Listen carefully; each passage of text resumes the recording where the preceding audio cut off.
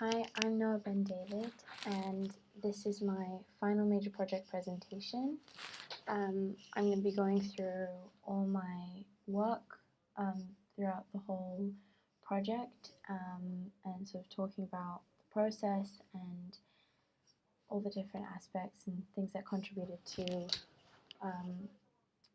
my last product. I'm going to go through my Google Drive and then also my website and final video. I'm going to start with my FMP reflective journal. I used this through the entire project. This was sort of to log everything that happened most days or a whole week, sort of how I was feeling, what was going on. It was a chance for me to really reflect on every day and every part of the process and keep track and keep myself accountable on what I was working on and where the project was actually going. Most of them were organized like this, with what happened, what went well, what went wrong. It helped me sort of remember what kind of things I needed to talk about. And this sort of just shows a progression of my whole work here. I did a sort of analyzing my proposal and sort of rewriting it and making it better. And just this whole process of research and production, sort of all the stages. Sometimes we'd use a post-it note of things that I'd have to do in one day, something that I could keep track of and remember, and then evaluate, if I finished it, what did I do, what didn't I do, and why. And I did this every day throughout the whole project. If I didn't do certain days, there were days always that sort of were the same, and there were sort of the regular, sort of more boring kind of things. So then I would sort of do a general reflection on the whole week. And then this led into my final evaluation that I wrote at the bottom.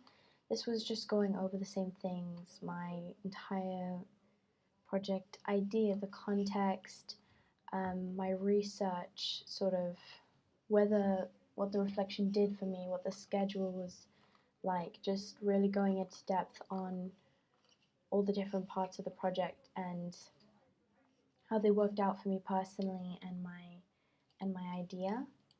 I organized the whole project more or less through the schedule.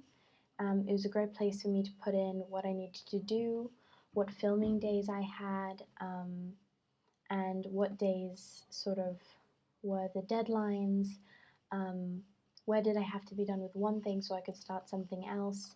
It was just a good place to keep track of everything and stick to a plan. So I have a few folders.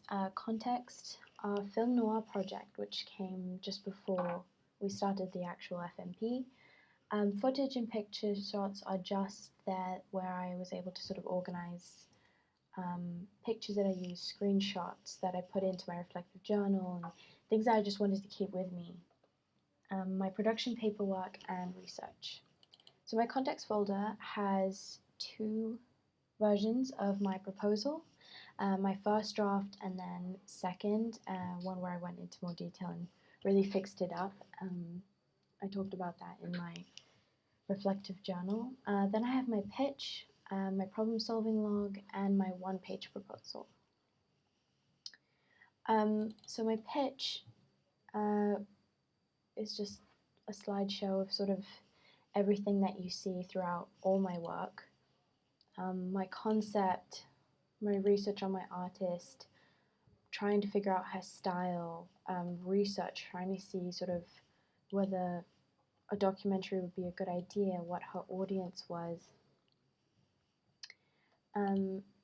My secondary target audience, similar products, budget, my sort of examples, my actual budget, locations, Rex, sort of all the things that you see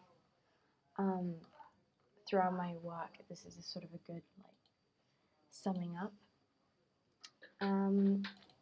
So this is my one-page proposal.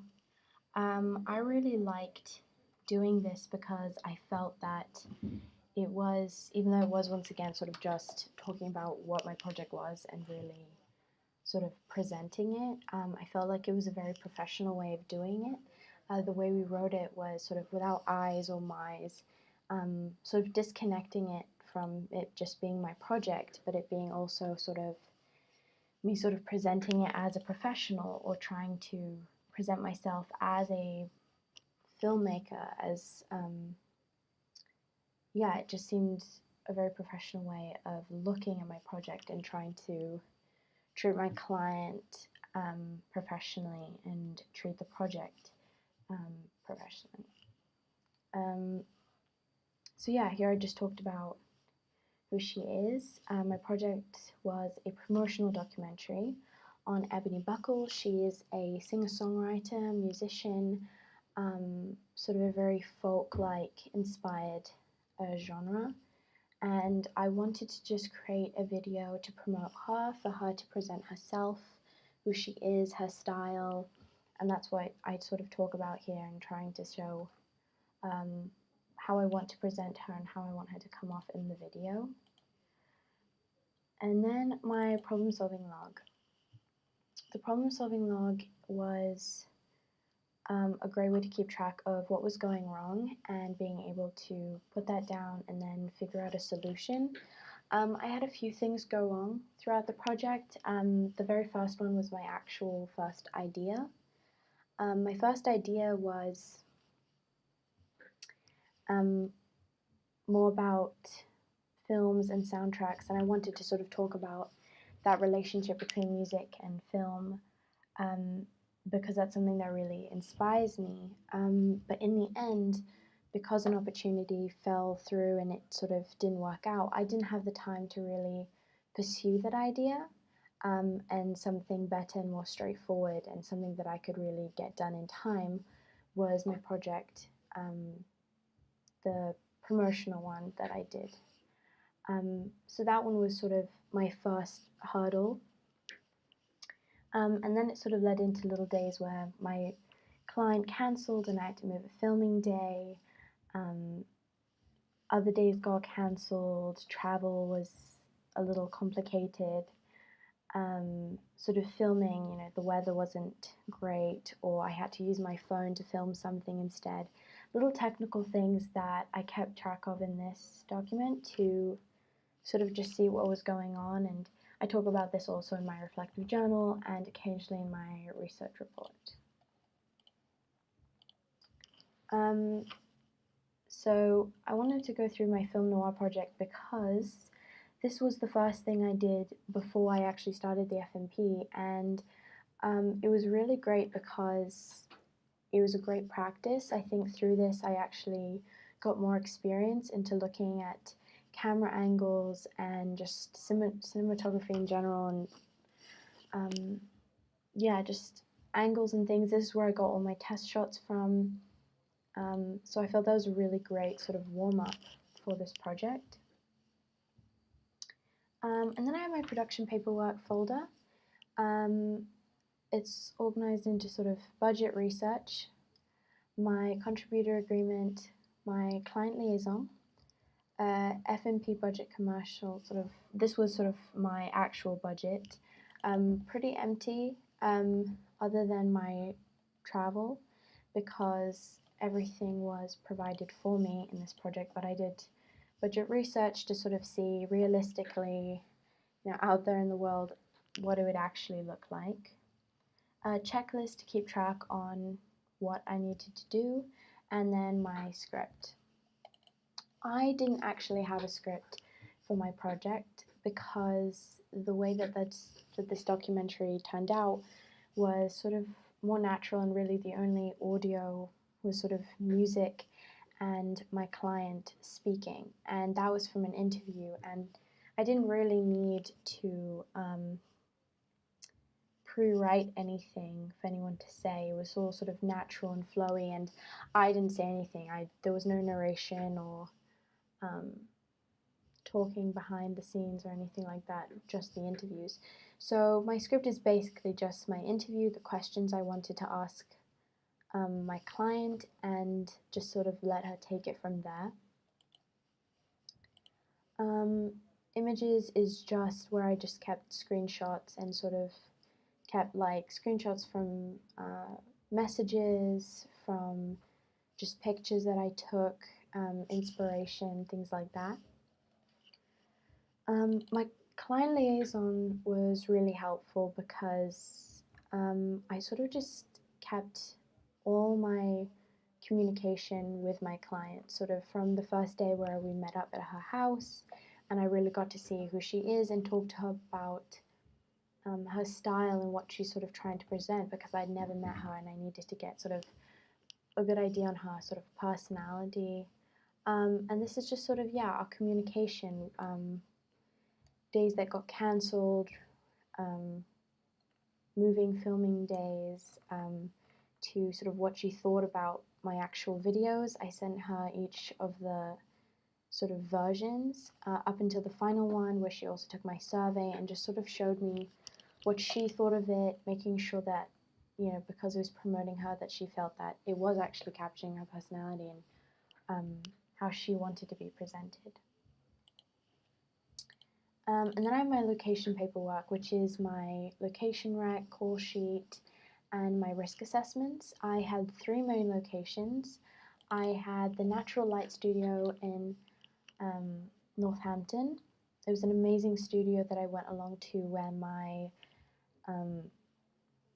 client was filming a music video, and I sort of got a lot of the behind the scenes footage from that.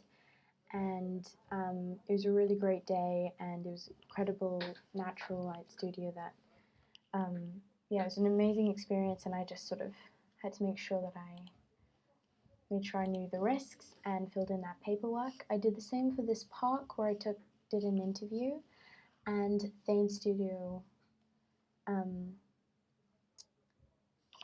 risk assessment for Thane Studios, that's Thaneworks in Islington, where I filmed a performance of hers. So to this, I finished sort of along, depending on when, you know, the risk assessments I did just before I went out filming, things like that. The client liaison logbook was something that I was working on up until the end, because I was always communicating with my client. And then I have my research folder. So here I have my budget research once again, sort of all the paperwork, looking at sort of rates, sort of examples of locations, so that the type of prices that one sees when filming, sort of to understand what it actually is meant to look like, and realistically the kind of prices there are and what one needs to think of when actually producing a video. Then I have primary research, secondary research, and then this is again another folder where I kept images and inspiration and photography, things like that. Primary research, I have my 2 surveys. I did one at the beginning and one at the end for audience feedback. I have a screenshot here of a mind map that I did in the first sort of week, where I was really exploring my ideas. And then these are screen recordings of feedback. So this one is my professional feedback, sort of from my last edit, and these were progress reviews from my tutor B, just sort of showing me where I was behind, what I needed to work on and keep track of. My first survey was trying to see what people thought of my idea and how people felt about documentaries, what's interesting to them, their age and gender as well, and their music taste. I felt those things all came together when it came to my idea, sort of making a documentary to promote someone. Sort of, is that something people are interested in? What genre are people interested in? Trying to sort of get a better idea of what angle I needed to take on my video, that would appeal to most people, and especially her audience. And then my final survey was my audience feedback, where I put in my rough edit, sort of the one before it was completely finished, and see what things I needed to work on, not just from what I saw, but from what other people noticed. So sort of things like, did the title fit the content that I was making? How clear was the audio, the volume of the background music, the aesthetic, and then what kind of areas would they want to see more of? My documentary was split into areas sort of between behind the scenes, performing, and interview, and I sort of switched between them. And I really wanted to know what people wanted to see most of. And then I have my research report. This definitely took a long time, but also was incredibly beneficial. You know, I never thought much of research. I never really knew the weight of it and how helpful it is and how important it is until I really worked on this research report. I again at the beginning sort of had an introduction. It sort of became tedious always introducing my project, but every time I did write one, I was sort of able to see more on what it was and get a clearer view, even though it always seemed to be the same thing. It was actually really great. Then my sort of workflow, just sort of what my process should be for research and how it usually was. And even if it wasn't, it was important to go back and see like this is what the process should be, and this is in the end going to help me feel most organized and most clear-minded and not get sort of too overwhelmed. This is the primary research area. Again, sort of this was the mind map I did, understanding what I was doing and sort of where I should go from just having an idea. Sort of this was the first contact I had really with my client, just trying to see who inspired her, what was sort of her vibe, and trying to get a good idea of who she was. Then this area was actually getting to know her, trying to figure out what interview questions would be the best and which ones would prompt sort of the most out of her and what would show her the most, sort of present her and who she is. Then, of course, my first survey, analyzing that, and then my audience feedback, sort of figuring out what questions I was going to use, what was going to help me finish off my edit. And then I had my client Ebony sort of do the survey first and look at what she thought first before I sent it out to more people. Then I had professional feedback, which was amazing, from Michael Johnson from Fausti Films. This one was really great because I sort of was able to notice a lot of things about my edit that I hadn't seen before.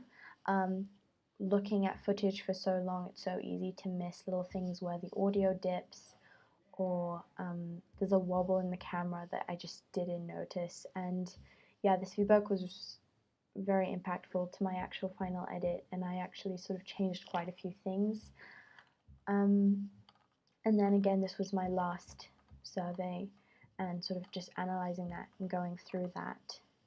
The purple and green boxes are just sort of introductions, sort of why I did the research and how it'll apply to my project. These were really helpful to do before most of my research because it sort of reminded me again, sort of like a thesis of what this research actually means, and not to just sort of blindly do it and then realize it has actual no use. This was music soundtracks, research sort of stats on people who watch documentaries, and then Radio 2. Radio 2 and sort of radio is actually a big audience of my client Ebony. She's actually been on the radio, and this is her sort of biggest audience, and happens to be mainly baby boomers and Generation X. So in my pitch I also talked about how her target audience, then my target audience is really 30 to 50-year-olds. Sort of her style in music and who she is definitely, I think, appeals to these generations the most. And then I had a look into sort of her background and context. I looked at asked her about record labels that she'd be most interested in working with and seeing sort of who also works with them and what does that mean about her. And then, of course, her genre, sort of very anti-folk, folk whimsy, as she likes to describe it. So I looked at sort of 4 main artists that she is inspired by, and I think looking into them, I think definitely there were a lot of little things about Regina Spektor or Kate Bush that really came out of Ebony. And then sort of figuring out how I wanted to interview, what I wanted it to look like, what I wanted to include. Things like whether I wanted me to speak and for the audience to hear me ask the question. In the end, I decided not to and just have her talk. And then sort of also what angles I wanted to do, what I wanted to include in the actual framing. My visual research was, again, from a lot from the film Noir, sort of the angles that we did and how I used the camera and sort of manual focus was a big thing that I practiced a lot in my final video. Again, just sort of more context on who she was. I think this was such a personal video that it was so important for me to really understand who my client was, so that I could present her in the most sort of natural way, and I didn't want anything to seem too forced. So yeah, just sort of more, how was I going to interview her? What was the look going to be? This was how it looked like in the end. I think it had a sort of very warm, natural, but also like setup. So I felt like it looked professional, but also made my client also relaxed and feel at home. I looked at a few other documentaries, what their styles were. Production research was mainly looking at the locations, understanding sort of what they were, what sort of prices would be if I were to actually hire a place for myself.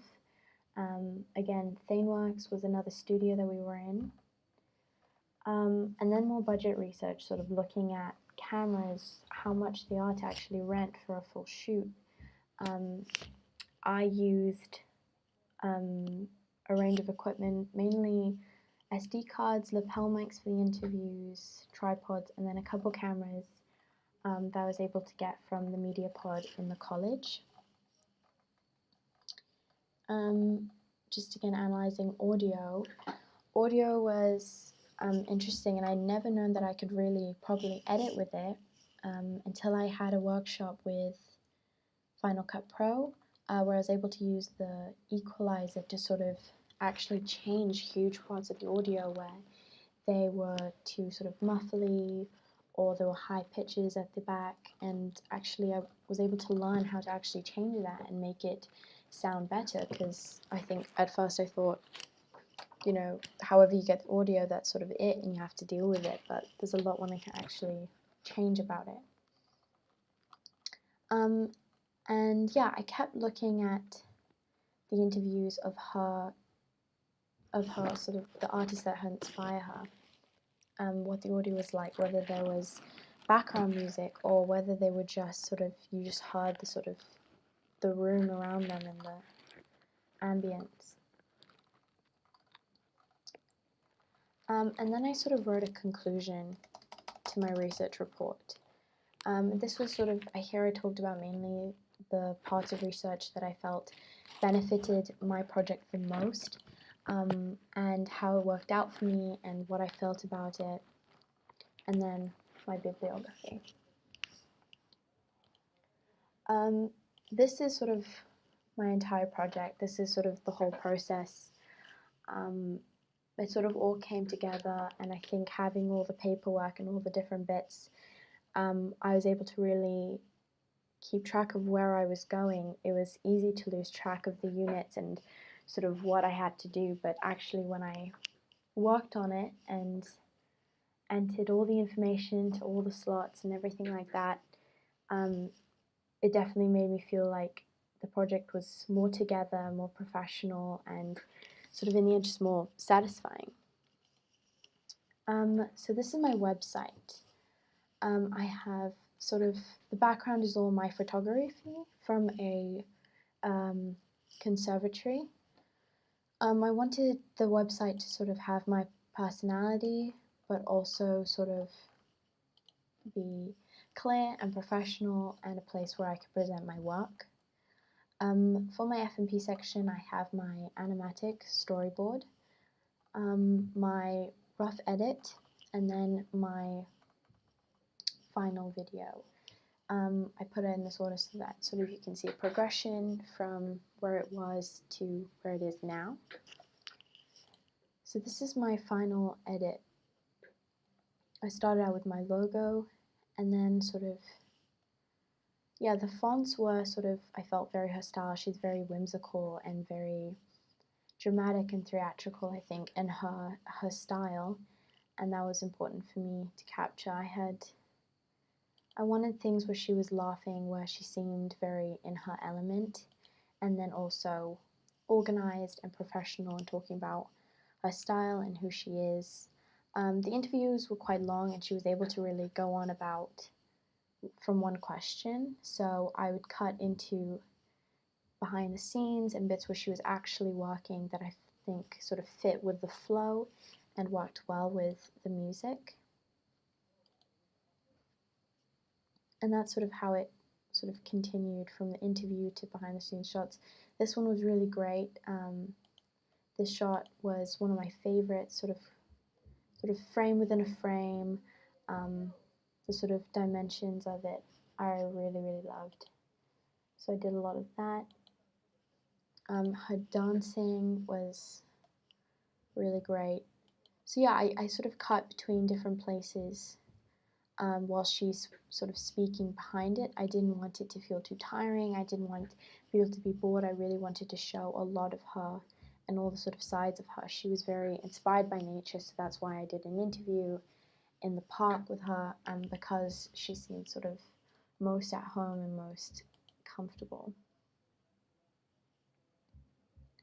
This was her performance at the Danework studio, and yeah, it sort of keeps going, but I think the music and the way she speaks really creates a flow that I was really happy with.